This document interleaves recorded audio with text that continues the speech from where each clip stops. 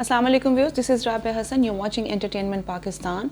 आज इस फिल्म का रिव्यू हमने करना है, उसका नाम है वखरी। इसका इंग्लिश टाइटल है वन ऑफ अ काइंड, जिसका मतलब है यूनिक, अपने तर्ज की अलग। It's written and directed by Iram Parveen Bilal, who is a Pakistani film maker.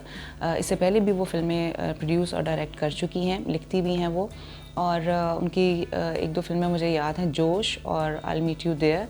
I will meet you there was suppose to come to Pakistan, लेकिन सेंसरशिप के इश्यूज़ की वजह से it could not make it to the Pakistani cinema screen.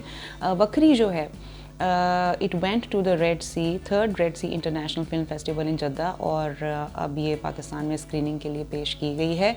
इसे produce किया है आबिद अजीज़ merchant ने, who is also a gallerist in Karachi. उनकी गैलरी है कराची में सनत के नाम से। He is a very prominent figure in the art world of Pakistan, and its executive producer is Apoorva Bakshi, जिन्होंने डेली क्राइम्स प्रोड्यूस किया है नेटफ्लिक्स पे।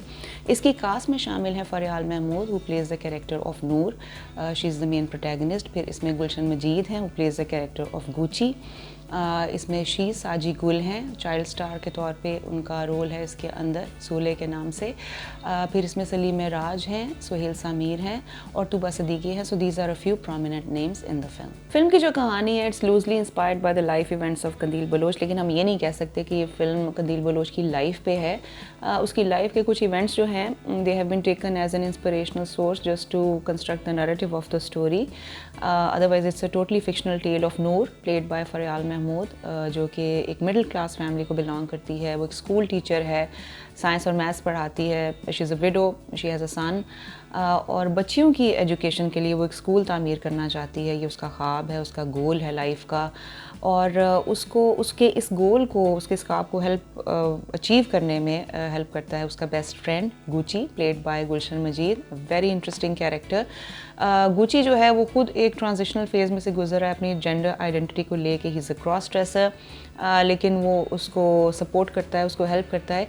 फिर नूर की लाइफ में एक ऐसा टर्निंग पॉइंट आता है जिससे she becomes social media sensation overnight, और वहाँ से फिर उसकी लाइफ में जो ऑब्स्टिकल्स, उसकी प्रोफेशनल और पर्सनल लाइफ में जो ऑब्स्टिकल्स आते हैं, जो चैलेंजेस आते हैं, उसी को लेके वक्री की जो एक स्टोरी का जो नैरेटिव है वो बिल्ड किया गया है। फिल्म का जो ओपनिंग सीन है, उसी से आपको फिल्म का जो एक बेसिक प्रेमिस है वो आपको पता लगना शुरू हो जाएगा। It's very prominent in the opening scene, जिसमें आपको कैरेक्टर्स भी इंट्रोड्यूस कराए जा रहे हैं। It's a very colourful palette, बड़ा एक हैपनिंग सीन है। सीक्रेट एक अंडरग्राउंड पार्टी है फॉर द LGBTQ कम्युनिटी, और पीछे मीशा शफी का गाना प्ले हो रहा है, यू डोंट गिव अ हक। जब आप ये फिल्म देखने जाएंगे तो prepare your self to mentally अपने आप को प्रिपेयर करके जाएं to see a very very in your face type of a narrative, जिसमें कुछ भी सब्लिमिनल नहीं आपको दिखाया जा रहा, कोई भी इनडायरेक्ट उसमें मैसेज नहीं है। It's a very very direct film. It will also make you wonder कि ये फिल्म सेंसर बोर्ड ने पास कैसे कर दी, बिकॉज हमारे सेंसर बोर्ड की भी एक हिस्ट्री है कि बहुत छोटी छोटी चीज़ों पे भी वो ऑब्जेक्शन लगा देते हैं और फिल्मों को बैन कर देते हैं, which is not right. But इस तरह से होता है, so it's also very surprising factor. But having said that, I would like to add कि हमारे माशरे के अंदर अगर ऐसे अफराद मौजूद हैं, अगर ऐसे इश्यूज़ मौजूद हैं, तो इट्स मोस्ट लाइकली कि जो विजुअल आर्टिस्ट है या फिल्म मेकर है वो इस तरह के टॉपिक्स को ज़रूर एक्सप्लोर करेगा, इन ऑर्डर टू रिफ्लेक्ट, क्योंकि आर्ट एक रिफ्लेक्शन होता है सोसाइटी का, तो वो नेचुरल सी बात है कि वो आर्ट वर्क के अंदर आता है। So it also made me wonder कि ज़िंदगी तमाशा और जॉयलैंड को क्यों नहीं स्क्रीनिंग के लिए प्रेजेंट किया गया इन पाकिस्तानी सिनेमाज। मुझे लगा, इस फिल्म को देखने के बाद मुझे लगा कि उन फिल्मों के साथ काफ़ी ज़्यादती हुई है। But also I would like to say कि जब एक फ़िल्म 18+ रेटिंग के साथ प्रेजेंट की जाती है, तो फिर हमारी जो अवाम है, जो हमारी ऑडियंस है, उनको भी ऐसी फिल्मों को एक वाइडर लेंस के साथ देखना चाहिए, जिसको वो जिसको वो हज़म कर सकें, जिसको वो बर्दाश्त कर सकें, जिसको एब्जॉर्ब कर सकें with a more mature mind. Acting के हवाले से बात करें तो सब जो एक्टर्स हैं फिल्म के अंदर, दे परफॉर्म्ड रियली वेल। उसमें Fariyal Mahmood we are familiar with, she is a brilliant actor, but I would specially like to mention Gulshan Majeed, who plays the character of Gucci. What an impressive, brilliant, outstanding performance by Gulshan Majeed. सबसे ज़्यादा जो impactful काम है वो आपको उनका नज़र आएगा फ़िल्म के अंदर. He is an extremely talented individual. इससे पहले ये उनकी डेब्यू है फीचर फिल्म में. इससे पहले जॉयलैंड में उन्होंने कॉस्ट्यूम्स और कोरियोग्राफी के लिए अपने टैलेंट को शोकेस किया. फिर साइम सादिक की एक और फिल्म थी डार्लिंग्स, उसमें भी ही डिड द कोरियोग्राफी. एक छोटा सा उसमें पार्ट था इनका. बट बहुत ही अमेजिंग काम, बहुत ही शानदार तरीके से उनकी dialogue delivery, expression, everything was perfect. He looked so fantastic on screen. कमाल की उनकी स्क्रीन प्रेजेंस है. I would say कि a very very nice addition to the Pakistani cinema screen in a supporting role. फिर इसमें she's साजी गुल हैं. उनकी बड़ी क्यूट परफॉर्मेंस है एज सूले. हम उनको जानते हैं मेरे पास तुम हो में उन्होंने रूमी का कैरेक्टर प्ले किया था. He is a brilliant performer. बड़ी मज़ेदार उनकी, बड़ी नेचुरल उनकी डायलॉग डिलीवरी होती है.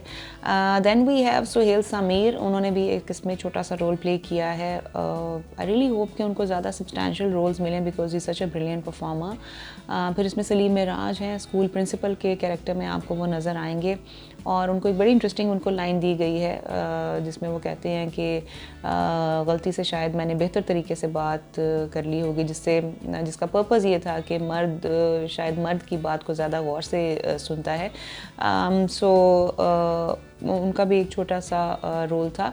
और फिर इसमें आपको काफ़ी सारे मीम्स के रेफरेंसेस भी नज़र आएंगे इस फिल्म के अंदर. डिफरेंट जो हमारे मीम्स जो बड़े वायरल होते हैं, या जैसे ताहिर शाह का एक आपको बीच में एक कैरेक्टर इस तरह का डाला गया है जिससे आपको कोई इस तरह का रेफरेंस नज़र आएगा. But that was probably done for the commercial aspect of the film, just to add commercial value to the film. फिर इसमें और बहुत सी themes आपको देखने को मिलेंगी. जैसे चाइल्ड मैरिज पे भी इसमें बात की गई है. कम उम्री की जो लड़कियों की शादी होती है उस पर वो भी एक इसमें एक आपको एक पार्ट नज़र आएगा. Then discrimination on the basis of gender in the field of education, जहाँ पे लड़कियों को रिस्ट्रिक्ट किया जाता है टू स्पेसिफिक सब्जेक्ट्स और एक्सक्लूड किया जाता है फ्रॉम साइंस एंड मैथ्स. ये भी आपको इसमें एक थीम है जो एक्सप्लोर की गई है. फिर सोशल मीडिया ट्रोलिंग क्या होती है और किस तरह लोग रिस्पॉन्ड करते हैं towards a woman who wants to voice her opinion, या कोई बोल्डली अगर एक्सप्रेस करना चाहती है सोशल मीडिया पे तो उसको किस तरह से ट्रीट किया जाता है, किस तरह से लोग उस पर अटैक करते हैं. और एक वायरल कल्चर होता है जिस तरह उसके बारे में भी जो है बात की गई है इस फिल्म में. So there are lots of themes that are explored in the film के नैरेटिव में आपको बड़ी स्ट्रॉन्ग रेडिकल फेमिनिस्ट अप्रोचेस नज़र आएंगी which are very evident in the relationship of the intimate friendship of Noor and Gucci. Noor का जो character है वो एक बड़ा स्ट्रॉन्ग इंडिपेंडेंट औरत का कैरेक्टर है who likes to take control of a life. एक जैसे रेबल विद अ कॉज होता है उस तरह का वो एक कैरेक्टर है, बड़ा स्ट्रॉन्ग हेडेड सा. बट जब भी उसको किसी इमोशनल सपोर्ट की ज़रूरत होती है तो शी टर्न्स टुवर्ड्स गुची. और गुची का जो कैरेक्टर है वो एक ट्रांस का कैरेक्टर है. तो सच मैन आर वेरी इफेमिनेट और इस कैरेक्टर को इसलिए अटैच किया गया है नूर के साथ ताकि जो एक मेल सुप्रेमेसी है या एक अल्फ़ा मेल पैट्रियार्क का जो एक प्रेजेंस होती है इन अ फीमेल लाइफ उसको नेगेट किया जा सके और एक फ़ीमेल की अपनी जो अथॉरिटी होती है, उसकी अपनी एक जो आइडेंटिटी होती है उसको ज़्यादा इन्हांस किया जा सके to give her more power और क्योंकि इसके जो डायलॉग्स हैं वो कुछ जो उर्दू के जो डायलॉग्स हैं इसके वो लिखे हैं डॉक्टर मोइज़ मेहरब अवान ने. She is also transgender activist, काफ़ी फेमस हैं वो. She is also doctor.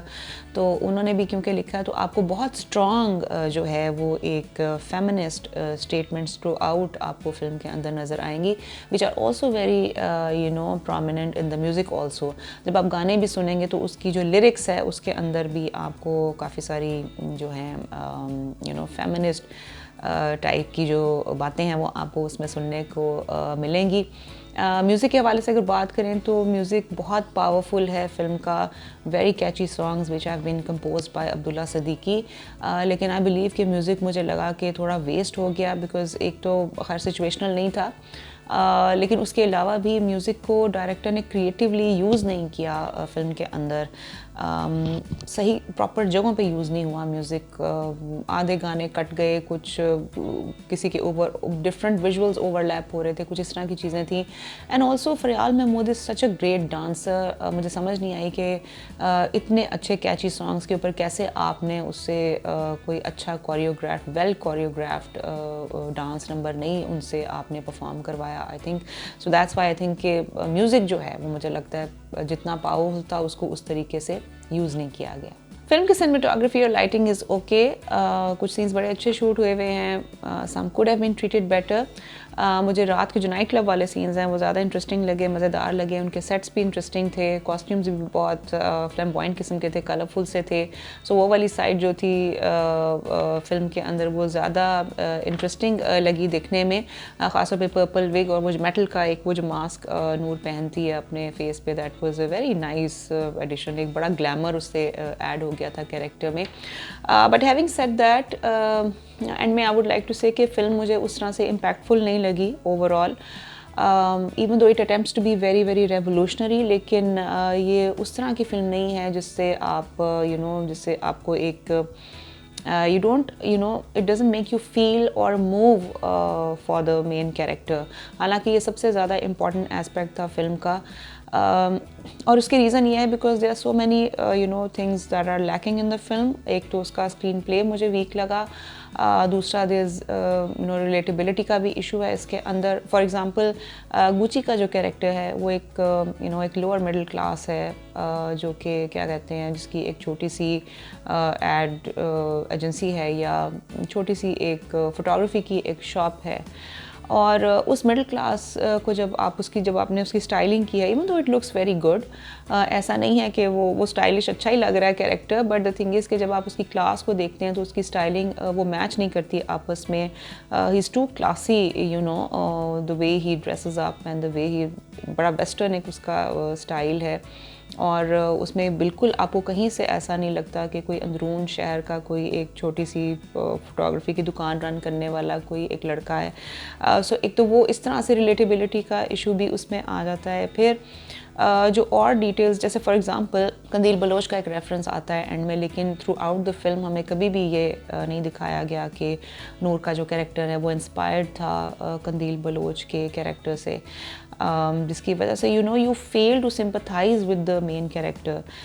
Film का तो पर्पज़ ये होता है कि you kind of move with the character, जो मेन प्रोटैगनिस्ट होता है आप उसी के साथ मूव करते हैं, उसके एंगर को भी आप ऑडियंस फील करती है, उसकी हैप्पीनेस को, उसके क्रेजीनेस को, उसके जॉय को, उसकी सैडनेस को, हर चीज़ को ऑडियंस फील करती है। लेकिन because they were so much lack in the detail, उसकी वजह से ये सारी चीज़ें जो है वो मिस आउट हो गई, और इस फिल्म का जो एक इम्पैक्ट बनना चाहिए था वो सही तरह से बन के सामने नहीं आ सका। But anyways, Wakhri is running in the theatres, go get your ticket and do watch it.